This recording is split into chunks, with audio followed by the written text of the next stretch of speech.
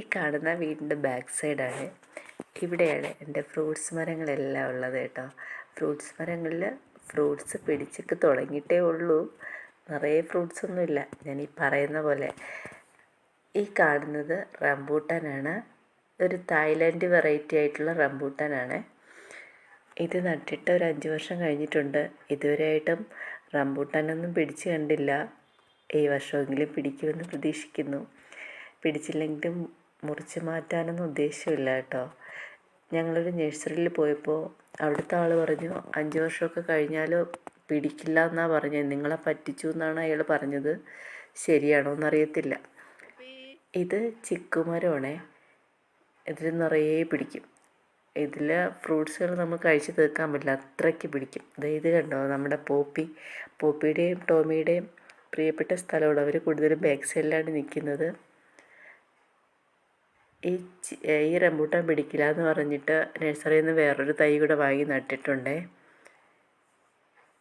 ഇത് പിടിച്ച് വരുമ്പോഴേക്കും മറ്റേത് മുറിച്ച് മാറ്റാമെന്ന് പറഞ്ഞാണ് നട്ടത്. പക്ഷേ മറ്റേത് മുറിച്ചൊന്നും മാറ്റത്തില്ല കേട്ടോ. ഈ കാണുന്ന ഇഞ്ചിയാണ്. ഇഞ്ചി എല്ലാവർക്കും അറിയാം. ഞാനത് കാണിച്ചത്. ഈ നിൽക്കുന്നത് എന്താണെന്നറിയോ? മഞ്ഞളിൻ്റെ ഇല പോലെയുള്ള ഇഞ്ചിച്ചെടിയാണ് കേട്ടോ. ഇതിൻ്റെ പേര് മാങ്ങ ഇഞ്ചി എന്നാണ്. ഈ ഇഞ്ചി കഴിക്കുമ്പോൾ മാങ്ങയുടെയും ഇഞ്ചിയുടെയും കൂടി ടേസ്റ്റാണ്. ഇത് മാംഗോസ്റ്റീനാണ്. ഇതൊരു ചെറിയൊരു തൈയാണ്. ഇത് സ്കൂൾ ബോയ് എന്ന് പറയുന്ന റംബൂട്ടാനാണ്. വാങ്ങിയിട്ട് കുറച്ചായിട്ടുള്ളൂ. ഇനി 2 വർഷം കൂടെ കഴിഞ്ഞാൽ ഇത് പിടിച്ചു തുടങ്ങത്തുള്ളൂ. വിയറ്റ്നാം ഏർലിയാണ്. ഇതും പിടിച്ചു തുടങ്ങിയിട്ടില്ല. ഇത് അബിയോ ആണ്. അതൊരു ചെറിയൊരു തൈയാണ്. ചിക്കു കിടക്കുന്നുണ്ടോ? ഇതുപോലെ രാവിലെ നിറയെ ചിക്കു ഇതിന് ചുവട്ടിലുണ്ടാവും.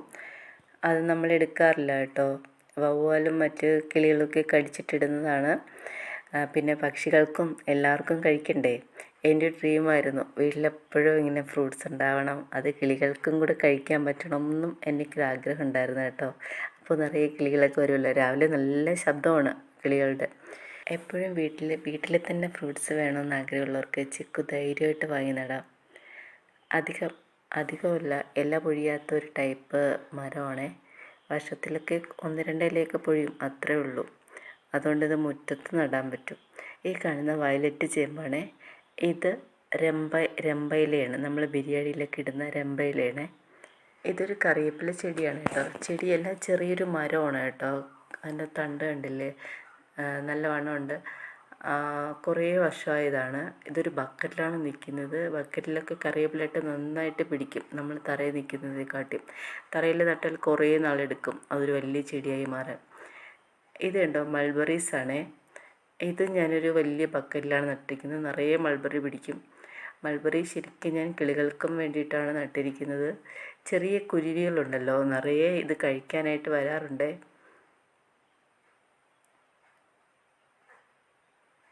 കൂടെ നമ്മളും കഴിക്കാറുണ്ട്.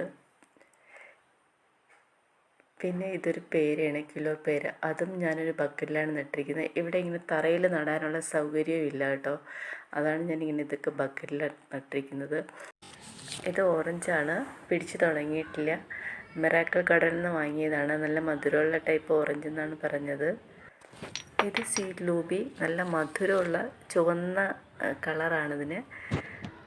ഇത് ബോട്ടാണിക്കൽ ഗാർഡനിൽ നിന്ന് വാങ്ങിയതാണ്. റെഡ് ലേഡി പപ്പായയാണ്, നല്ല വലുപ്പമാണ് ഇതിന്.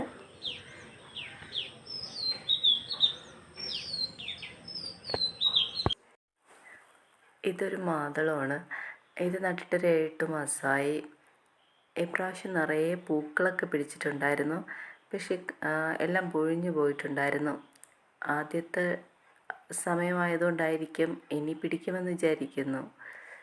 ഡ്രാഗൺ ഫ്രൂട്ടിൽ പിടിച്ചിട്ടുണ്ടായിരുന്നു.